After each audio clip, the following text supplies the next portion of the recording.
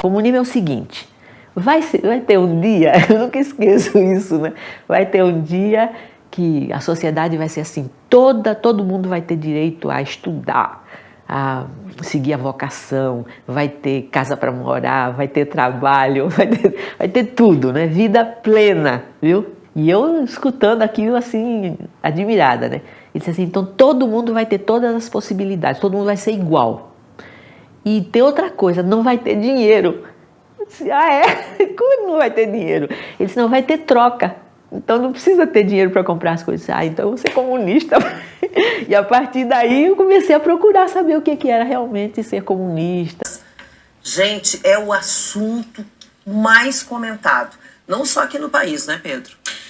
Pois é, Vera Armando, a gente tem aí essa situação a ser destrinchada, a ser debatida aqui no Atualidades Pampa, né? Então, o ministro da Fazenda, o Dario Durigan, disse numa entrevista para a Rádio Jornal de Pernambuco que o Brasil está melhor que a Argentina e que o risco país está melhor em relação a isso, né? Lembrando que o risco país, Vera Armando, ele mede a chance de um governo não pagar suas dívidas externas, né?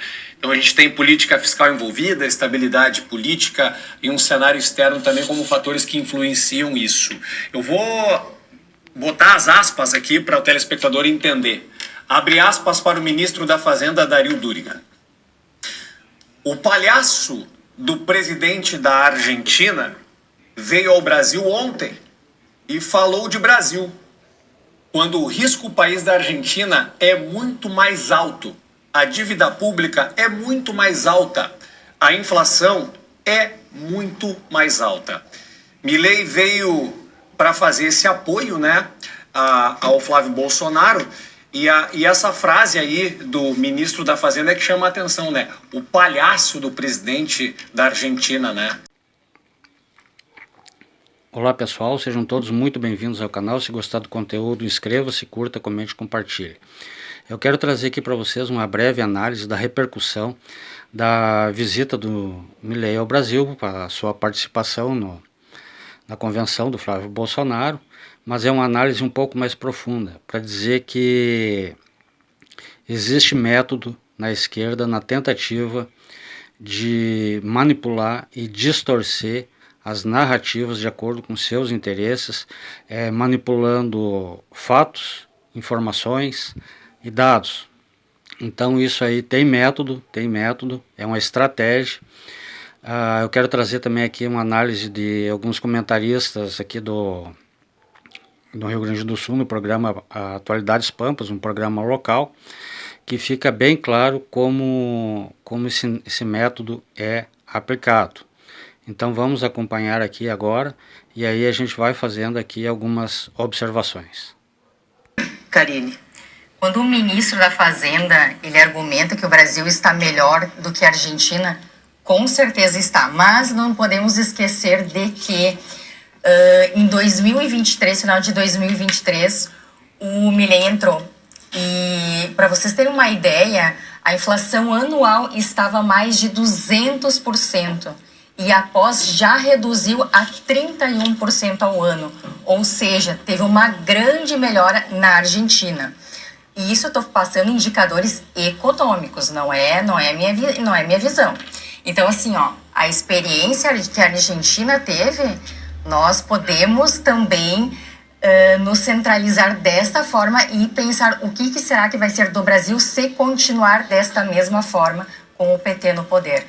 Leonardo. Mas o que a gente pode ver hoje no cenário argentino e no cenário brasileiro, um dos casos foi o que a Karine citou, e outro caso é como estava a pobreza quando o Milei entrou e como está a pobreza hoje.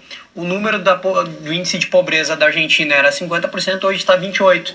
E no Brasil ele conseguiu equilibrar as contas públicas, tanto que eles estão tendo superávit nas contas públicas. Já no Brasil a gente está tendo um descontrole das contas públicas. Não é à toa que o Durigan vem criticando o Banco Central, assim como o Lula vem criticando os juros do Banco Central. E aí eu quero fazer um comparativo, tá? O Brasil, tá, em março, a gente teve um déficit nominal de 73 bilhões. Desculpe, Um déficit nominal de 73 bilhões. Se nós continuarmos com esse déficit até dezembro, e o governo botou a culpa na guerra, botou a culpa agora nos juros, botou a culpa... Sempre a culpa é dos outros. Mas eles nunca olham para o próprio umbigo. E se mantermos o déficit da maneira como está, o déficit nominal pode chegar a mais de 600 bilhões. Quase dobrando o déficit que a gente tem anual. Então, eu acho que ao invés do ministro da Economia criticar um presidente de outro país que realmente mudou completamente a questão econômica do país, olhar para dentro do seu próprio umbigo aqui, olhar para o seu umbigo, a gente poderia ter maneira diferente de estar governando o país. Bom, a primeira constatação aqui é de que esse alinhamento do governo brasileiro, da esquerda brasileira, do petismo, lulopetismo, com o socialismo na América Latina, com o kirchnerismo, com o peronismo na Argentina, esse alinhamento que fez com que eles apoiassem o Massa nas eleições contra o Milei, faz com que eles procurem descredibilizar o governo Milei, o atual governo na Argentina. Então eles usam desse método, dessa manipulação das informações e dos dados. É como dizia Sherlock Holmes, é a tentativa de distorcer os fatos para que eles se encaixem nas teorias, ao invés das teorias se encaixarem nos fatos. Então eles criam toda essa grande teoria, que é através da manipulação dessa narrativa, que é a seguinte: não, porque na Argentina a inflação é maior que no Brasil, que o desequilíbrio das contas na Argentina são maior que o Brasil, mas eles desconsideram e eles ocultam o fato de que o Milei recebeu a Argentina com quase 250% de inflação, desequilíbrio total nas contas públicas, pedaladas fiscais, essa coisa toda, corrupção desenfreada na Argentina. Então o que acontece? Um incauto que pega e olha, a inflação na Argentina de 30%, 31%, 32%, vai dizer, nossa, mas a Argentina está numa crise econômica porque está com mais de 30% de inflação. O Milei pegou com 250%, ele está reequilibrando as contas na Argentina, então ele está, ao contrário do desequilíbrio fiscal que ocorre no Brasil, ele está equilibrando as contas na Argentina, está colocando a Argentina no caminho do equilíbrio fiscal, na diminuição da inflação. Então caiu a inflação de 250%, ele tirou a Argentina de uma inflação de 250% ao ano para uma inflação de abaixo de 35% ao ano. Claro que isso é um caminho, isso aí sinaliza um modelo político, social e econômico no qual a Argentina está tentando se reequilibrar depois de uma série de governos, depois de décadas, anos de kirchnerismo e de peronismo. Ao contrário do que acontece no Brasil, que segue o caminho inverso, que segue o caminho do socialismo, que levou o governo Massa, que levou a própria Argentina durante todo esse processo kirchnerista, de colapso total na economia. O Brasil segue este caminho, mas eles manipulam todos os fatos, manipulam a narrativa, interditam o debate. Por que eles interditam o debate? Através da perseguição a opositores e a tentativa de calar qualquer voz que seja divergente. É o que a gente está vendo hoje no Brasil. Então existem aí três pilares que dão suporte e sustentam essa narrativa. A primeira é a manipulação das informações, a manipulação dos dados e a distorção dos fatos. A segunda é toda uma máquina de propaganda que dá suporte e sustenta essas narrativas. E a terceira é a repressão, a tentativa de calar qualquer voz divergente e a tentativa de maquiar, através dessa máquina de propaganda, todo esse processo que está sendo implantado no Brasil, que é o processo de implantação do socialismo aos moldes do que aconteceu na Argentina, que está agora tentando se livrar desse processo. Ponto número 2. Essa relação não é de hoje. O PT declara apoio ao Massa na eleição que o Milei disputa. Ministros do governo Lula fazem declarações a favor do Massa na eleição que o Milei disputa. E brasileiros vão, e tudo isso normal, legal e sem problema algum, mas marqueteiros brasileiros fazem a campanha do Massa. E lá começa toda uma discussão sobre qual a razão dos marqueteiros brasileiros, especialmente baianos, estavam lá na eleição. Mas, repito, tudo, para mim, é absolutamente normal. E aí entram alguns pontos, né? Porque o Lula foi à Argentina e visitou Cristina Kirchner, presa por corrupção. Condenada, presa por corrupção, visita, ela estava em regime domiciliar, a justiça argentina aceita a visita de um presidente brasileiro a uma ex-presidente condenada e presa por corrupção. Aqui não aceitam que o presidente da Argentina venha e visite um ex-presidente brasileiro preso. Então aqui já tem um outro ponto que, por óbvio, salta aos olhos. Uma questão importante, nos últimos 20 anos antes do Milei, 16 anos foram comandados pelo peronismo e kirchnerismo. Não vamos botar a culpa da economia lá nos idos anos, que houve realmente 7, 8 presidentes em um ano na Argentina, a maioria do Partido Justicialista, diga-se de passagem, mas enfim, nos últimos 20 anos foram 16 que foram Nestor e Cristina Kirchner.